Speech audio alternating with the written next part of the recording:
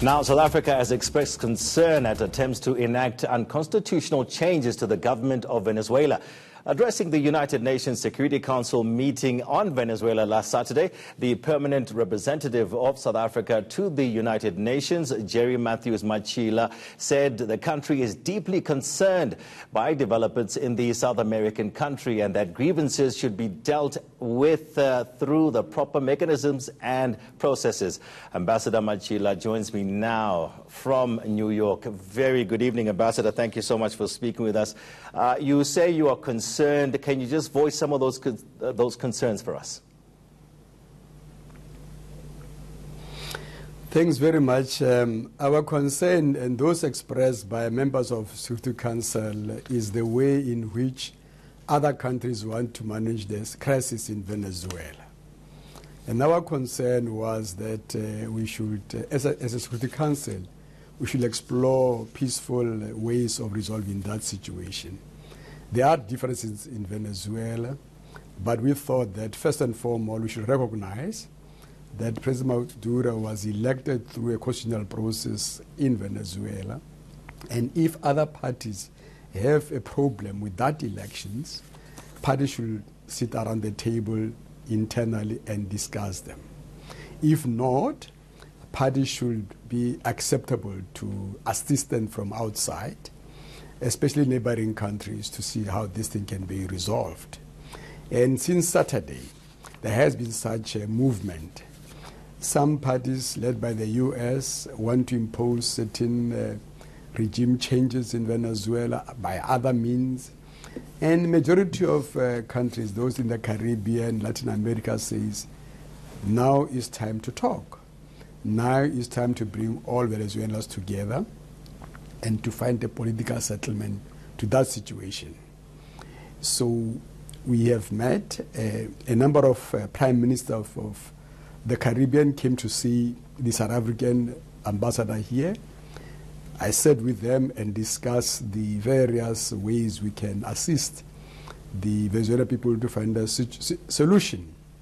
They came to see Secretary General Guterres and asked the UN to play a role in time to bring Venezuelans together, rather than to start war or to inflame the situation which nobody can control. Now, Ambassador, so, if I may ask... In other Latin America... Sorry, Ambassador, if I might just interject there. What was the basis of which South Africa congratulated President Maduro so early on?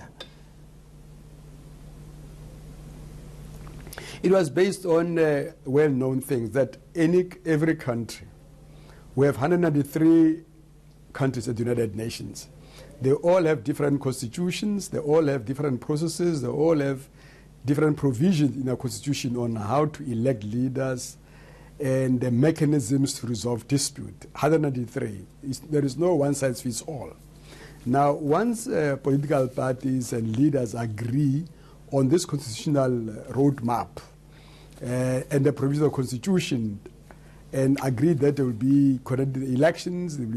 Once that process is done, it is very difficult for Security Council to reverse what has been agreed prior to this.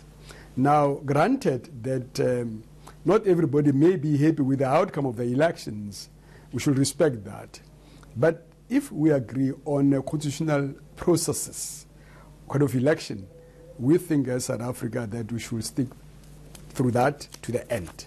And then we can then go to dispute settling mechanisms provided for in the Constitution or courts to settle those processes. That is the basis on which President Cyril Ramaphosa then said, we have satisfied ourselves that there were elections in Venezuela, there was constitution in Venezuela, no one was barred to participate. Some parties volunteered not to participate, majority of parties participated, so we respect the outcome of that process. But Ambassador, this is the basis on which sorry, Ambassador, but two of the main parties were barred from actually taking part in that election, last year's election. And at the same time, while you comment on that, what are your thoughts on the fact that the Trump regime is even going as far as saying they're willing to use military power to make sure that Maduro goes? That is very unfortunate, as we said, as Security Council, to American colleagues, there's a very unfortunate, the first thing that you think about is power, is invasion, is bombing, is killing. That cannot be the first way of dealing with international dispute. They did like that in many countries. I mean, they killed Gaddafi, what happened? They killed Saddam, what has happened? We said to them, let us learn from our past. That killing one person does not necessarily solve the problem. The problem of Venezuela should not be a repeat of Iraq, of Libya, whatever the circumstances. Let's go through mediation. Mexico and Uruguay in the region are saying we are ready to meet in Montevideo next week. Caribbean countries, 15 of them says we are ready to join them and bring peace there. So we don't understand. And you explain to American friends, please give peace negotiations the chance. Stop this threat of rule of force.